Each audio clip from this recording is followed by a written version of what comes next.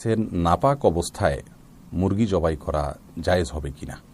ভাই শহীদুল ইসলাম নাইম, কারো যদি গোসল ফরজ হয়ে থাকে এই অবস্থায় তিনি মুরগি জবাই করতে পারেন কিনা? উত্তর হলো অবশ্যই পারবেন। মুরগি জবাই করাকে কেন্দ্র করে অনেক কুসংস্কার আমাদের মধ্যে আছে। আমরা মনে করি মেয়েরা মুরগি জবাই করতে পারে না, অথচ এমন কথা কোন হাদিসে কোথাও বলা হয়নি। বিসমিল্লাহ বলে যে কোনো পুরুষ নারী যে কেউ মুরগি জবাই করতে পারে। এমনকি ছোট মানুষ যদি হয় যে জবের মাস আল্লাহ জানে, রক কাটা প্রয়োজন এটা জানে, এরকম কোনো মানুষ যদি করে তাহলে মুরগি জবাই করা হয়ে যাবে। মেয়ে মানুষ মুরগি জবাই করতে পারবেন এমন কোনো কথা নেই, কোনো রকম ক্ষতি এর ফলে হবে না, তিনি করতে পারবেন বিসমিল্লাহ বলি। আর মুরগি জবাই করার জন্য পবিত্র থাকাও কোনো জরুরি না। অপবিত্র অবস্থায় বিনা উজদে তো করা যাবেই, এমনকি গোসল ফরজ অবস্থায়ও যদি কেউ জবাই করে তাতেও কোনো অসুবিধা নাই, সেই মুরগি খাওয়া যাবে এবং জবাই করা সম্পূর্ণ হালাল হবে।